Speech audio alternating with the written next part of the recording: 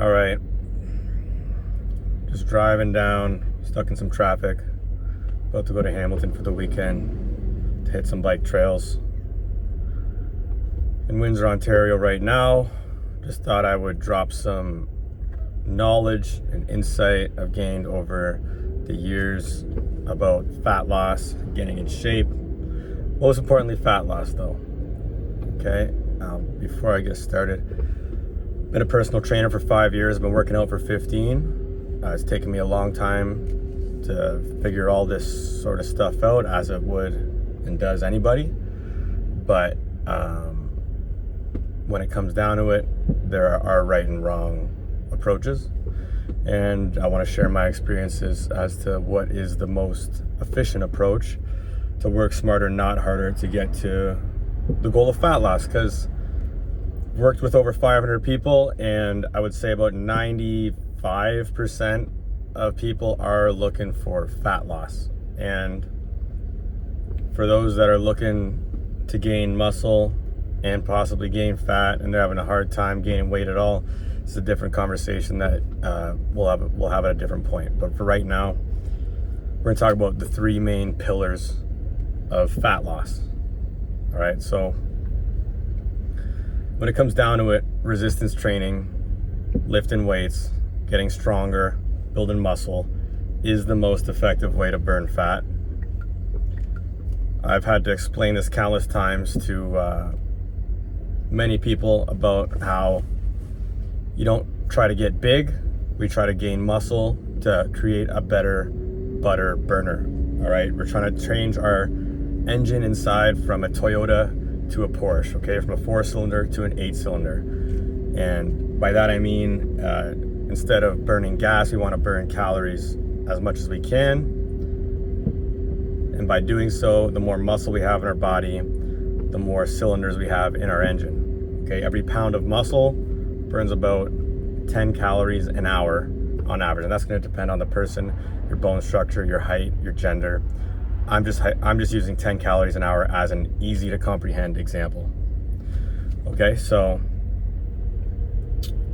gaining muscle is number one. That's pillar number one. We'll break that down further in a moment just to get a better understanding. Pillar number two is going to be cardio.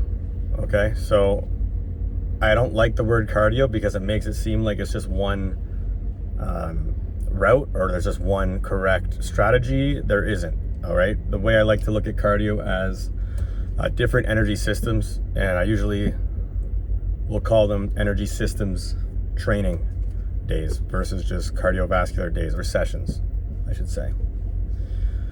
So with that being said, we're using the same strategy by training our energy systems or our cardiovascular systems. Okay, we have multiple zones we can train in of heart rate that can still be considered cardiovascular training, that being low intensity steady state, or LISS, and then all the way to HIT, high intensity training. So there's a spectrum of energy systems along the way that are worth breaking down, and the idea is you need to maximize all of these different energy systems. Okay, maximizing these energy systems will do the same as maximizing the resistance training and gaining muscle to our body's best ability. This is how we're going to create a more efficient butter burner or engine in our body to burn calories. Okay, we'll break that down piece by piece in a second as well, but just to conceptualize the whole argument, the third pillar is going to be nutrition. All right, and the reason I bring that up third is because if you're not maximizing resistance training protocols and programming and tracking, and if you're not maximizing your energy systems, meaning if you're just doing low intensity steady state or high intensity training, okay, so I know the common misconception is that high intensity training is in short bouts, just like 10 to 20 minutes long. Low intensity is more like an hour plus. That's not 100% true, but we'll to simplify the conceptualization of it, there's a spectrum, okay? And then number three is nutrition, and that comes in third because you can create a much bigger calorie deficit from creating a more powerful engine than just trying to diet.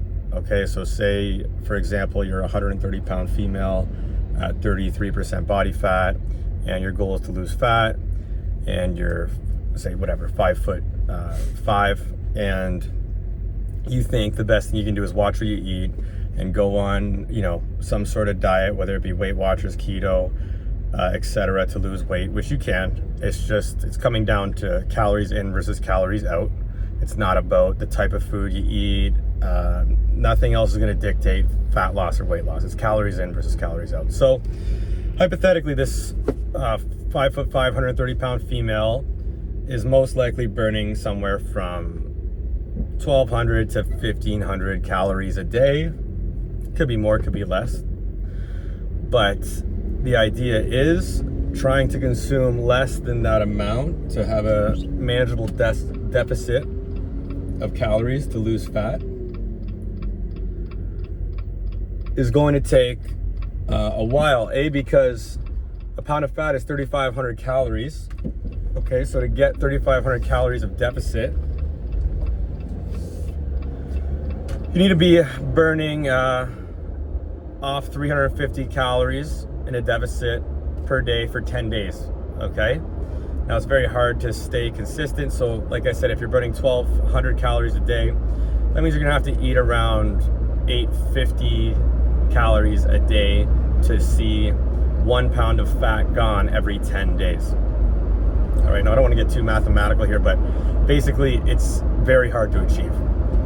Now, get that same 130 pound, 5'5" female, and you put them on proper resistance training programming, meaning month by month, we're tracking weights, getting stronger, building muscle, building strength. If you don't have a way to monitor muscle growth through an in-body scan or some sort of muscle scan, the best way is just by strength and appearance, but primarily strength. Because if your numbers are going up in the weight room, you're gaining muscle. Okay, so get this same hypothetical female building muscle. Okay, say she can build a pound or two of muscle a month if she's just starting out, her first time in a resistance training program. Not the first time in a gym membership, not the first time attending a gym, but the first time with a proper resistance training program. You can see gains upward of a pound to 2 to 3. I've seen as high as 5 pounds of muscle per month. And if we're able to put on, say, 10 pounds of muscle in the year, once again, this is a hypothetical example, we're burning 100 more calories per hour. You know, if we're thinking back to my 10 calorie an hour reference. So now I know some people might say, oh, there's no way she's burning an extra 100 calories an hour. No, maybe it's more like 60 or 70. Like I said, 10 calories an hour is just a way to conceptualize this. But 60 or 70 calories an hour at rest in your sleep adds up and is a huge difference over time. Okay, so that changes her, you know, 1,000 to 1,200 to maybe 1,500 calorie BMR, meaning the calories she burns day to day in and out of the gym. Or it's actually a TEA, total energy, or total expenditure of activity inside and outside of the gym. That's going to be a improvement upwards of 400 to 500 plus calories per day. So now that deficit is now created through muscle mass. So we can eat the same amount of calories to stay at maintenance that we were at 130 pounds, but now have the same, maybe the same amount of fat. Most likely we'll see some fat loss, but at 140 pounds with 10 more pounds of muscle, hypothetically speaking, you're burning a lot more calories, or if you're in the engine reference, you're burning a lot more gas. Okay, so you're a lot more efficient, you're adding more cylinders to the engine, and now that 350 calorie deficit is just automatic. Okay, so now we're seeing some fat loss. Now, when does this fat loss occur? How many months in? Usually what will happen is the first few months you'll gain equal as much muscle as you do burning fat, meaning say in 3 months you gain 4 to 6 pounds of muscle.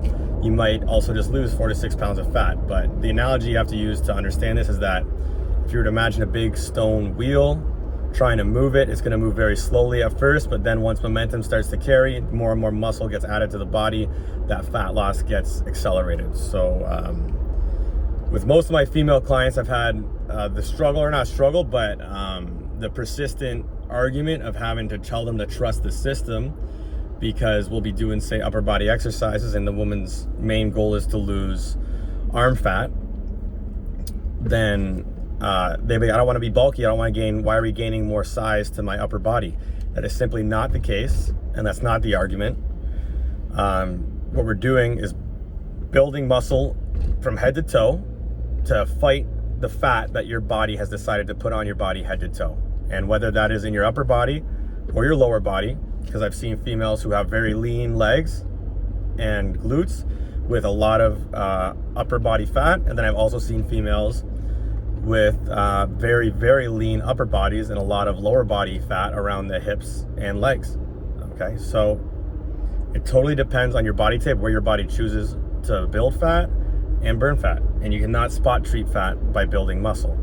Usually, building this muscle, most people usually first lose fat in their face, and it'll go to places like their hands and their ankles and weird places, but that's also depending on the person, but usually it's in the face and neck.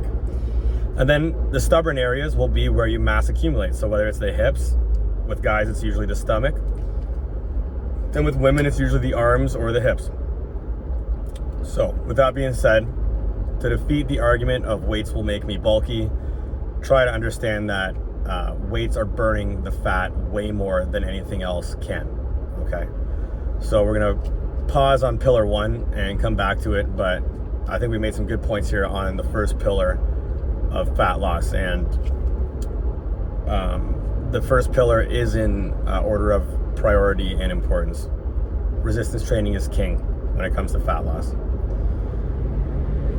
Okay, now say we have done our resistance training, we have not seen a considerable amount of fat loss.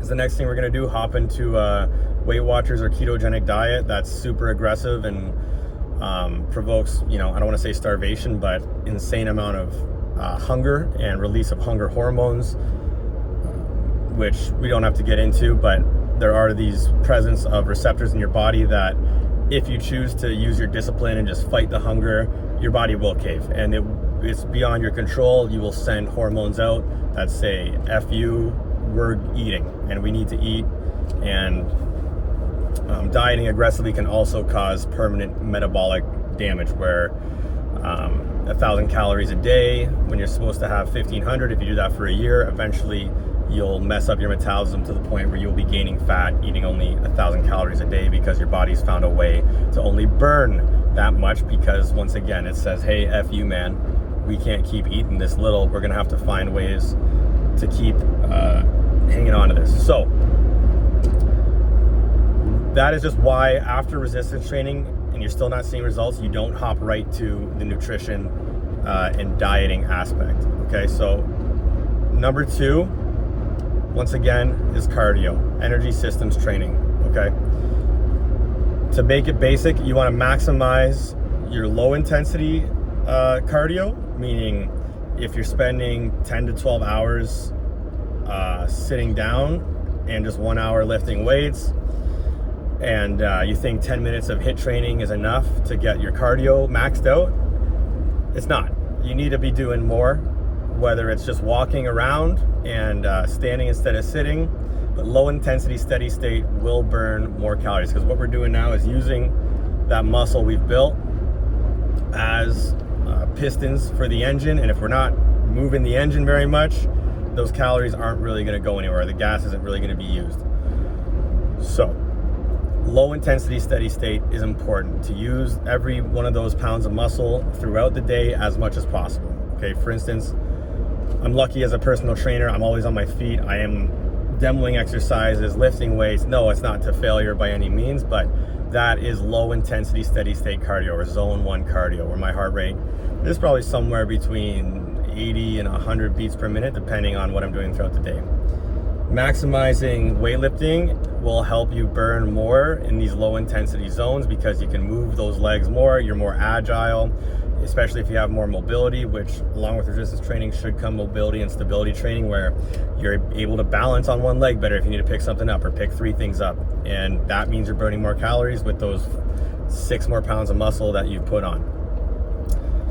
Low intensity, steady state, important. How do you maximize it? Just move more. Just simply move more, okay? If you're not doing, like I said, if you're doing 12 hours sitting down, 1 hour at the gym, add in an hour at least, you know, a few times a week, moving, walking. It honestly should be every day, an extra hour of steady state, low intensity cardio. If you have a job that you're active, you're on your feet, you're moving, even if it's on a car lot or it's a construction site especially, but anywhere along that spectrum versus beyond sitting at a desk, that's your low intensity steady state. You're getting it. You're moving throughout the day, but in today's day and age, there's not a whole lot of that amount of professions where you're not in a desk and you're not sitting down. Most people that I met with are sitting down, you know, and they don't get a lot of physical activity in their job. So go for a walk an hour a day. Check that box. That's one energy system. Zone 1 to 2. Checked. Next, okay, we're going to talk about the high intensity, okay, just to keep it basic. Now, if you are doing that 10 minutes a day, that's great. But if it's just the same burpees and core routine that you've always ever done, it's not going to get you anywhere. You need to progressively overload, just as you would with weights. If you can do 10 burpees day 1 and then that is exhausting to you, and then 10 burpees on day 40 is easy, you don't just add more burpees, you make a more complicated exercise. Just like you start with 5-pound dumbbells, they become easy after a while. You don't just start doing 1,000 reps with 5-pound dumbbells. You add more weight and you use heavier dumbbells, or you make the exercise harder by taking away stability in some sort of sense. By that I would mean, say you're doing a barbell bench press, you could take stability away by doing dumbbells. Not forever, but periodically that would enhance the stability demands of your body and make the exercise harder. What I'm saying is that changing the exercise to make it more challenging instead of just doing more reps of the exercise would be key. So high intensity training in zone 5 is what we'll call it, is the highest intensity, which is 90 to 100% of your max effort. Can only be done for about 10 to 15 seconds out of every, say, minute of training. So what that would look like is, say, going on an assault bike, going 10 seconds as hard as you can go, monitoring the wattage. And the assault bike is, I'll flash an image here, it's the bike with the handles where you have metrics across the board, okay? So full body cardio, and that is a simple tool that not a lot of people use, that say you're at 50 watts for 10 seconds, and that's as hard as you can go. You take 50 seconds off, 5-0, you're back to it for round 2, 10 seconds on, 50 watts, 50 seconds off, back for round 3. Oh, now you're starting to sink after 5 seconds down to 40 watts. Take 50 seconds off, round 4. Oh, now you can't even hit 40 watts. This means your zone 5 cardio is not maximized, okay? You want to be able to do that 50 watts for 10 rounds for 10 seconds on, 50 seconds off. And this is it's a template. It's not a one size fits all, but just like the 10 calories per hour I was talking about per pound of muscle, if you use this logic, it will work. So you have your 50 watts. Next thing you know, you're able to push to 60 watts for 10 seconds. Now you can do 60 watts for 10 seconds for 10 rounds. And what this is doing is training your oxygen recovery system, where you gas yourself out in 10 seconds. You give yourself 50 seconds to recover. No, by round 1, 2, it's not too hard for the average fit person. But by round 7, 8, you can feel how those 50 seconds don't feel like 50 seconds anymore, because you can't catch your breath. So what you are training in that moment is your body's ability to recover in 50 seconds. All right, so that translates over to, say, everything you do in life outside of the gym, you are now able to deliver oxygen better to your muscles, to your body, to those added pounds of muscle, which now adds an extra few more calories per hour of burn to those muscles. Okay, so now instead of just the 10 calories per hour each pound of muscle burns. You can add an extra 5 because those muscles are way more conditioned and your body and lungs are way more proficient on delivering oxygen to these systems. So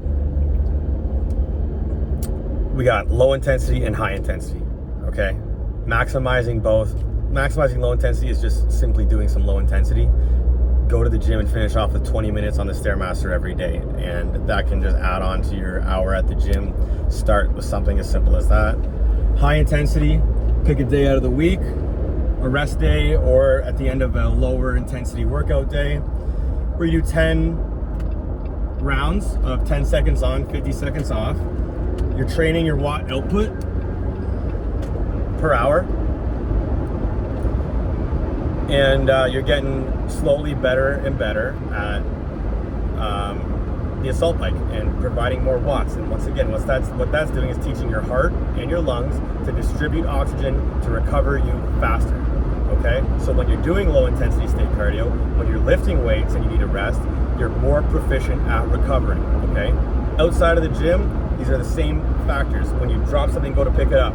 When you're moving around in general, your body is more efficient at delivering oxygen and therefore more metabolic, and your BMR is now from the 10 to 15, or sorry, 1,000 to 1,500 calories we started with.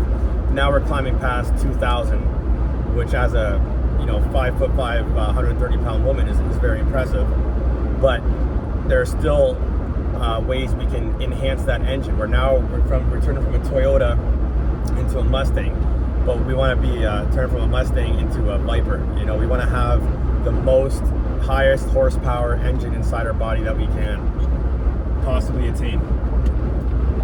So the next zone is in between low intensity and high intensity. Okay, so let's start with today. We'll just talk about the 3. Okay, easy, medium, hard, pretty much. Low, medium, and high intensity cardio. Okay.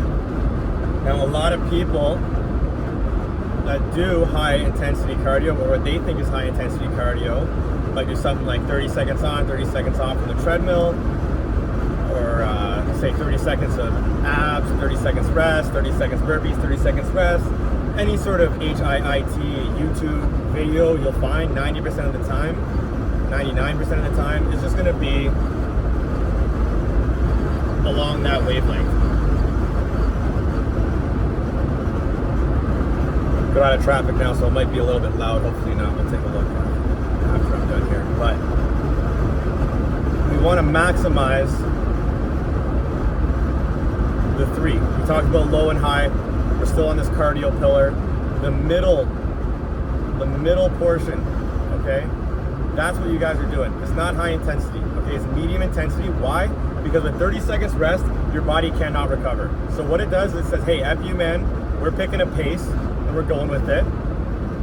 It's not your 10-second pace, and you know it. Because if you were to do something for 10 seconds as high intensity as you can, you wouldn't be able to do it for 30 seconds on, 30 seconds off. There's a reason you can only do it for 10 seconds. And it's specifically an energy system in your body that deprives your body of that immediate oxygen.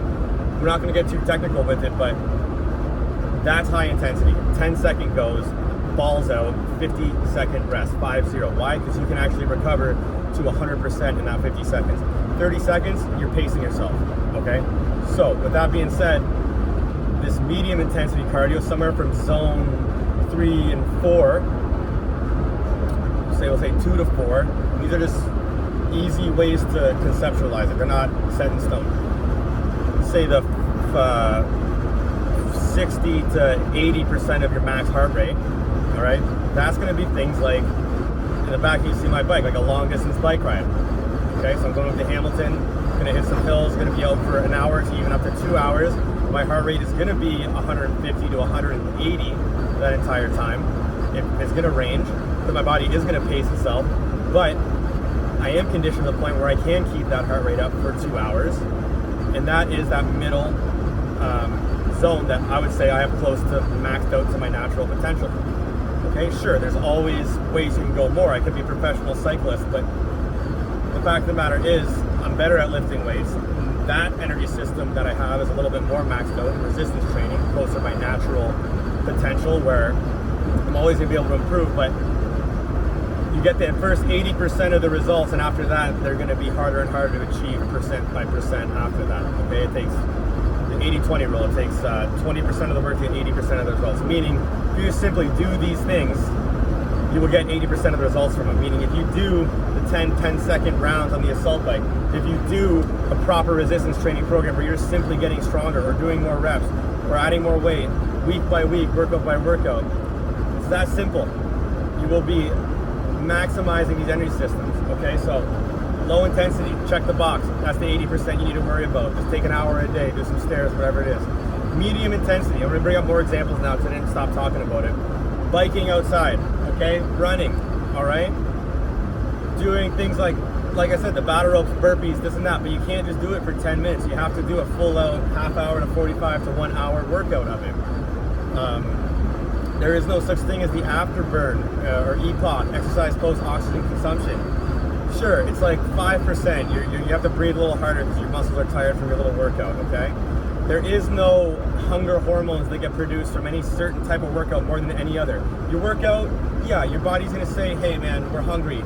We just did a bunch of shit, okay? That's gonna happen, but that's where nutrition is not something we worry about right now, because we just got this 1,000 to 1,200 calorie BMR woman who's never really had a consistent workout regimen. Maybe she does yoga, spin, one of the three things. Like, we can focus us on that.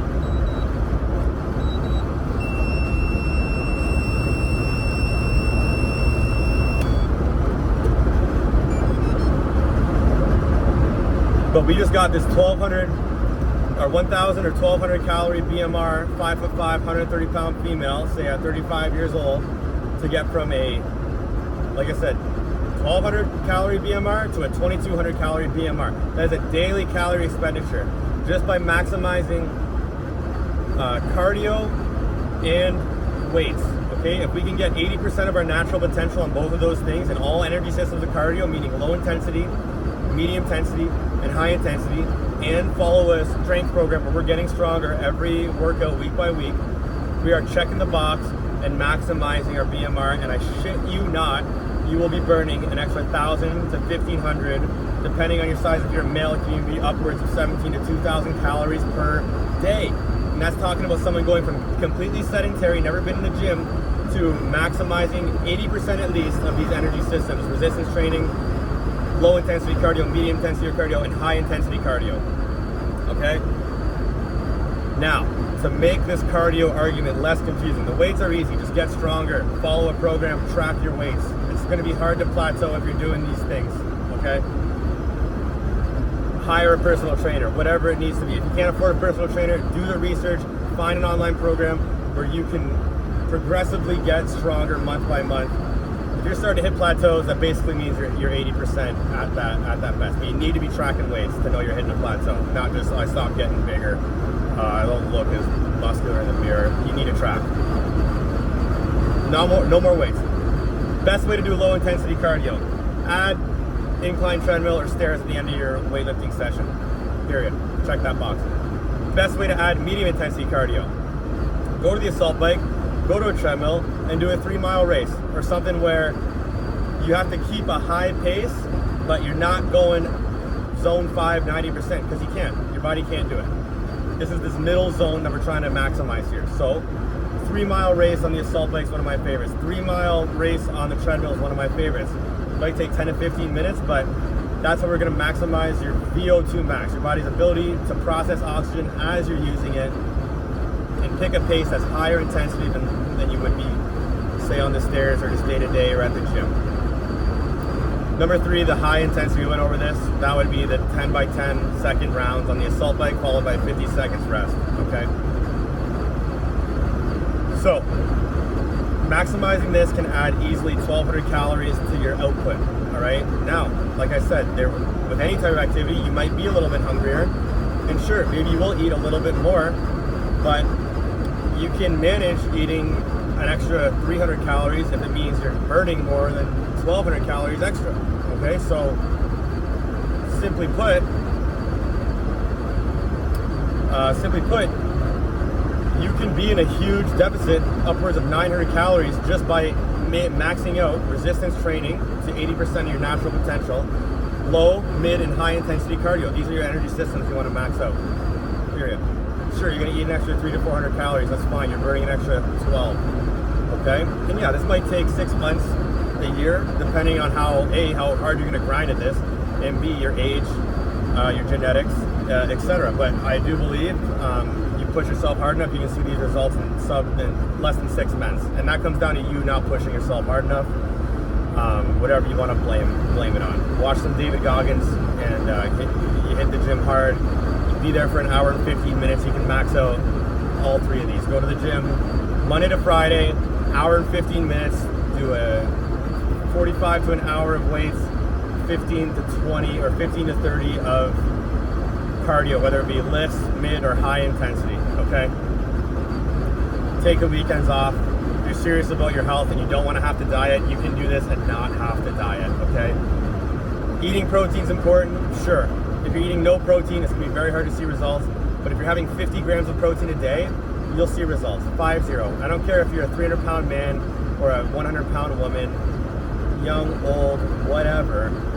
50 grams of protein is enough to tell your body, hey, we have to we're gonna build muscle, because if you're not dieting and going crazy, your body doesn't have to use that protein for fuel. It can use the other macronutrients, fats and carbs, as fuel, and spare protein. Fats and carbs have a protein sparing effect, okay?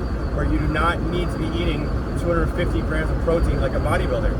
Bodybuilders are eating that because usually when they're trying to stay lean, they're eating like 1,500 calories a day at like 220 pounds body weight, and they need that much protein to fight the muscle loss, okay? And I would argue that most of these bodybuilders don't even need that, but I'm not a bodybuilder, so they don't have to listen to me, neither do you, but I'll tell you this right now, for the average person to get a six-pack and be happy with the way they look and not have a double chin or flabby arms, you need to maximize lifting weights and energy systems training, which is cardio. If you start messing with nutrition out of the gate, you will not see sustainable results for life. Nobody wants to cut out carbs for life. Nobody wants to never eat cake again, drink beer again, whatever it may be that you like to do that's not vegetables. Nobody likes to have to do that for life, okay? Now, I will say, if you are trying to see six-pack abs and try to get results beyond, say, the average fit person, where you're trying to look like an influencer, like, you can, naturally, 100%, but that's where the third pillar of fat loss is going to start to matter more, where even if you are burning an extra 1,200 calories a day, you probably need to be in close to 1,000 calorie deficit, not just 400, to see long-term results. So that's where calories you intake are going to start to matter, and this is why it's third place on the list. First thing you can do, eat breakfast, okay? I'm talking about eating protein, okay? Eating another meal when you start your day is going to jumpstart your metabolism. It's going to rip the ripcord of your engine to start, versus trying to with the key and it's nothing's happening because you're trying to push through fucking 0 calories of breakfast to try to do shit like intermittent or fasting or fasted cardio. You're just telling your body, let's burn the muscle off that we're trying to gain, okay? Eat breakfast and eat protein at breakfast. That's number one. Number two, eat lunch. Fuck, so many people do not eat breakfast or lunch, and they're just eating like dinner, and they're wondering why they're pigging out after dinner because they think they can intermittent fast from 7 a.m. till whatever, 4 p.m. And that might not be the case, but you know what I'm trying to say. So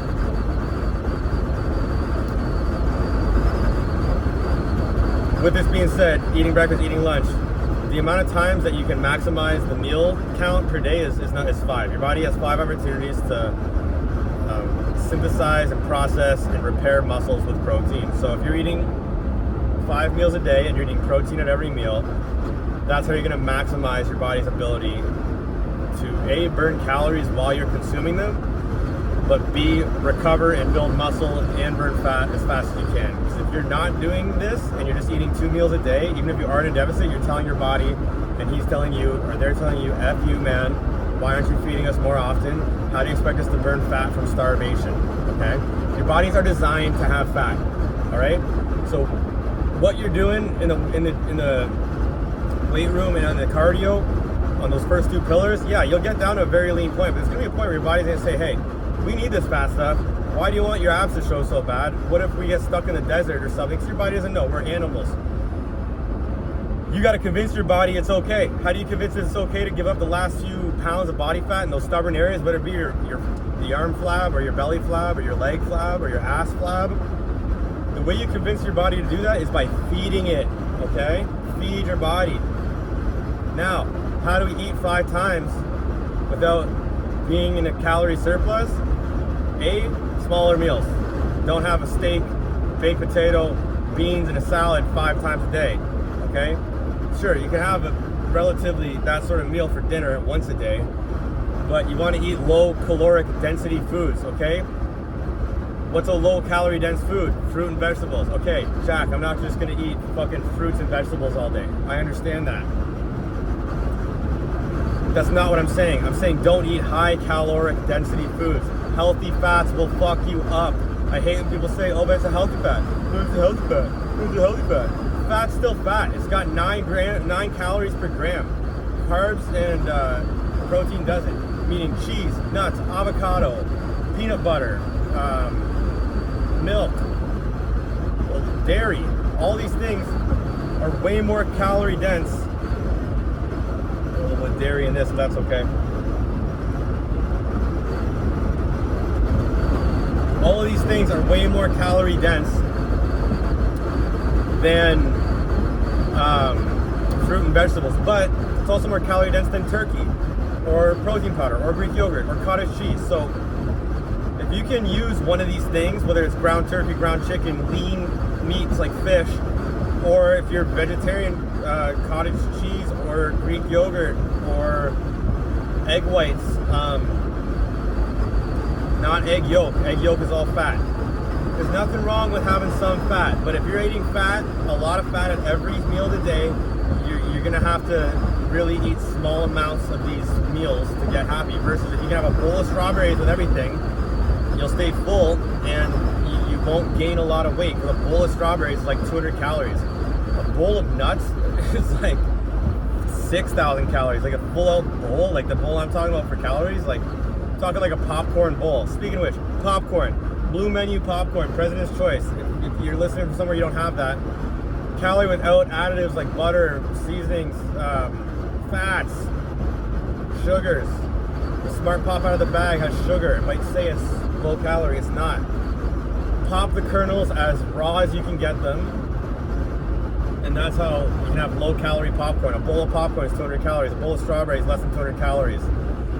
A bowl of vegetables like salad, way less than 200 calories. So if you can implement these foods, not because you like them and you're craving them, but as tools throughout the day, meaning you still like white bread, for instance, or you still like, you know, red meat, you can still eat these things as long as you eat them with low calorie dense foods. You can buy some fucking 0 calorie dressings, for Christ's sake. Dressings will kill you. Olive oil will kill you. Stop thinking olive oil is helping you burn fat for some reason. You're not on a ketogenic diet, and if you are, stop. Unless you're trying to do it for cognitive benefits or for literal health benefits. But there are true health benefits to it, but not fat loss. There's better ways to do it than just eating fucking like a grizzly bear in the woods. Anyways, to simplify what I've just said, 5 meals per day, each of which having a low caloric density food, meaning some sort of fruit, vegetable, Greek yogurt, lean meat, something that'll keep you full on low calories. Occupy low calorie rent in your body, okay? Low rent, not high calorie dense at every meal. It's okay to have a little bit at every meal, like a couple nuts, a little bit of cheese, you know, like a slice. You know, cook with a spray for a second, cook for a little bit of spray. Like you don't have to have 0 fats. And yeah, have healthy fats, whatever, but the main concern is not overdoing it with those high calorie dense foods. That is high rent, high calorie rent. What that means is for you to burn it off, for you to pay that rent back, you gotta fucking do so much more cardio that you're gonna wanna, that you don't have to do. Or you're just gonna get frustrated because you're not gonna see the results you wanna see because you're not in a big enough deficit you wanna get to. Once again, these are for people who are trying to get past that natural potential of body fat, meaning when your body starts to say, whoa, whoa, whoa, we're not getting rid of this like little flat tire we got around the abs. We got a 4-pack or a 3-pack, we're happy with it. But if you're not happy with that and you want an 8-pack, like most people I talk to and train with do, you're gonna have to start doing at least a little bit of or paying attention to your nutrition. So once again, 5 meals a day, very low high calorie dense foods, very low nuts, cheese, oils, dressings, a good amount of low calorie dense foods like fruit, vegetables, ground turkey, cottage cheese, chicken, not red meat. Red meat is mainly fat. It's not a protein source, it's a fat source. It's like 60% fat most of the time, like a steak. Anyways, maximize the low calorie, minimize the high calorie dense foods. Eat 5 times a day. If you're gonna have popcorn or just fruit, the best way you can maximize the delivery of those nutrients to not going in your fat stores and actually going towards muscles that'll help burn fat, eating protein with it, okay? So that's why the third rule is eating protein at each one of those meals. So if you have protein at each meal, high calorie dense or very little high calorie density foods and a lot of low calorie dense foods.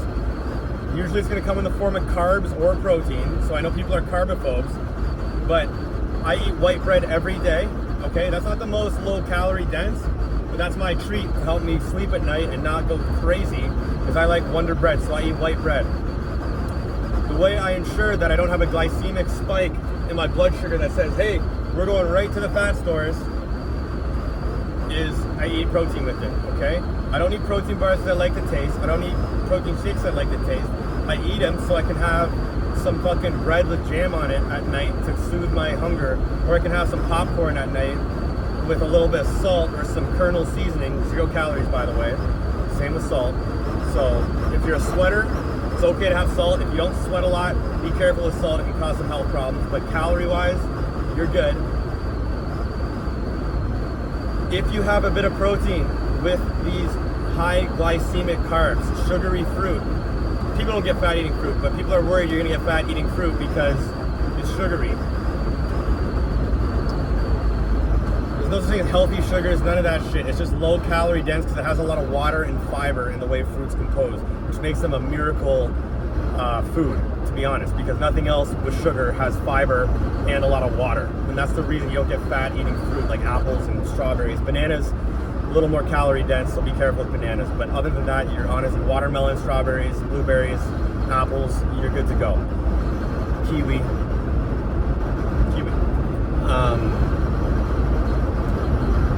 So, talking about the science of nutrition with carbs, if you are eating white carbs on their own, they will spike your blood sugar, which if you're about to work out, that's okay.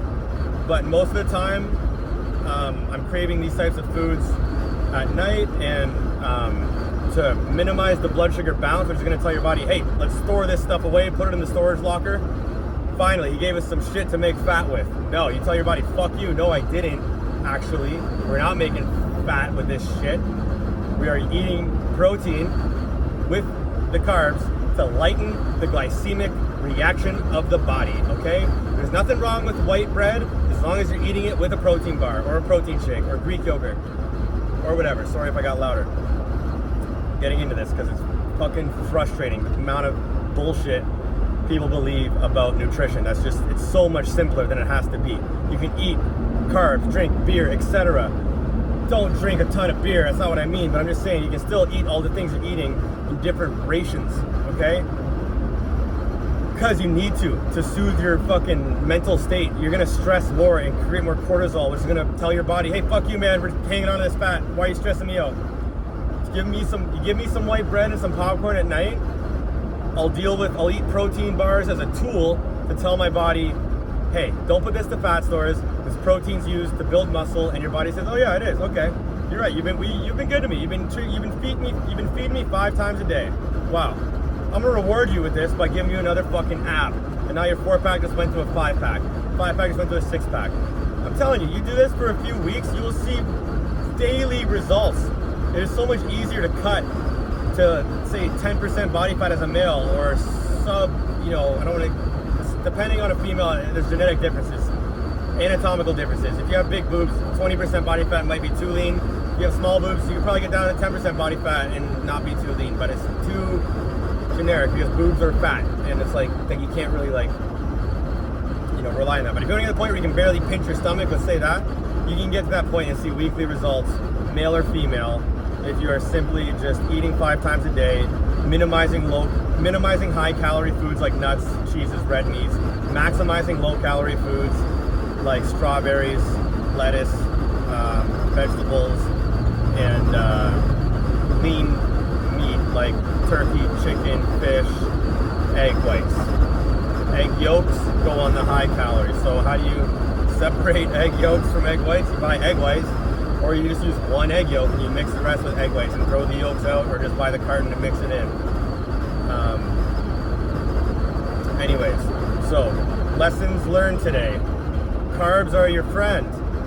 Intermittent fasting is bullshit. Fasted cardio is bullshit. You're telling your body to say, F you, man.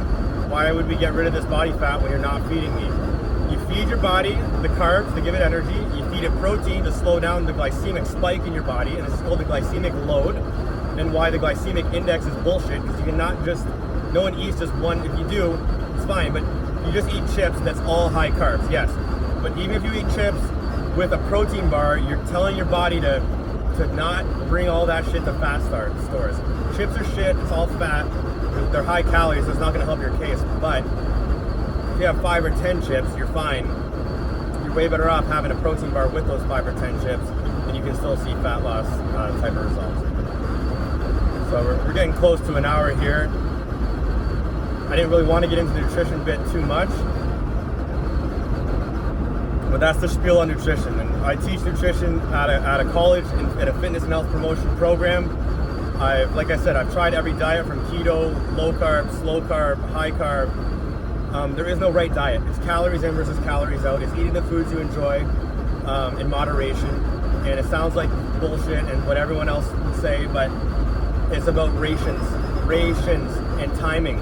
Five opportunities your body has in a 24-hour span to synthesize and make muscles.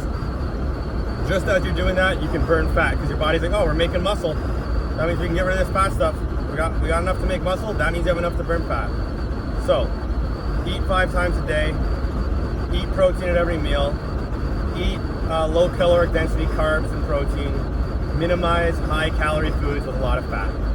Sure, you need healthy fat to survive, but you're not going to die from cutting out fat out of your body. You're not going to become unhealthy by not eating healthy fats.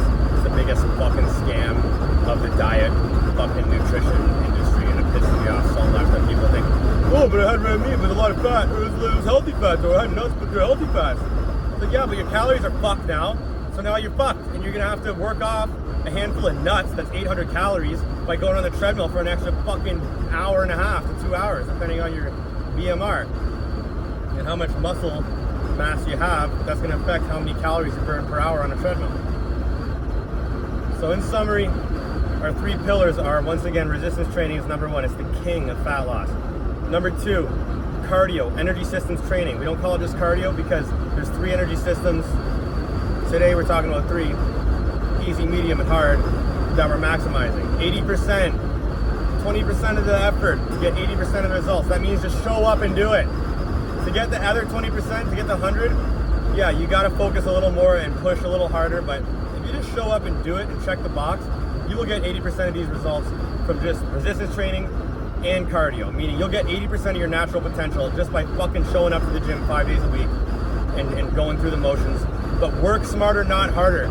If you're not following a program, if you're not tracking your weights, if you're not tracking your cardio and progressively overloading your cardio, if you're that guy just doing the same planks and burpees you've been doing the past fucking 5 to 10 years, you're not doing yourself any favors. It's the mailman effect. The mailman effect is why every mailman, even though they take 15,000 steps a day, still has a belly. The reason they still have a belly is because they're not putting on a weighted vest after the first fucking week. They have the same bag of mail that weighs the same amount, and their body's like, oh, okay, we got it. We're used to this. We can stay 25% body fat, no problem. We got some good calves, but you're never gonna have abs as a mailman. And I'm not dissing mailmen, but if you want to be a mailman and get in good shape, just literally start weighting yourself down, and that's how you're gonna progressively overload your body. And that's the same logic you got to use with cardio. You have to progressively overload. Okay, that's why the 10 rounds of 10-second cardio assault bikes. If you're doing 10-second rounds of the assault bike, and you're monitoring your wattage, and you're going more wattage week by week, and more rounds and harder, and you're making it harder on yourself. That's how your body's becoming a better butter burner, and you're turning from a Toyota to a fucking Mustang to a fucking Viper to a fucking Lamborghini supercar. Okay, you want to be, or maybe it's like a fucking 2500 like truck, because you're just burning as much as you can burn. So whatever analogy you want to use, we're creating a faster engine for burning fucking fat. All right, my bike here is my way. I do my medium intensity cardio. I am just biking as hard as I can fucking go for 2 hours. If I can do 50K in 2 hours, and I can do that 2 times a week, and I can do 10-second cardio assault bike rounds at least 1 time a week on top of that, and I'm doing low intensity steady state. Luckily it's my job, but I'm also doing the Stairmaster 20 minutes after every workout.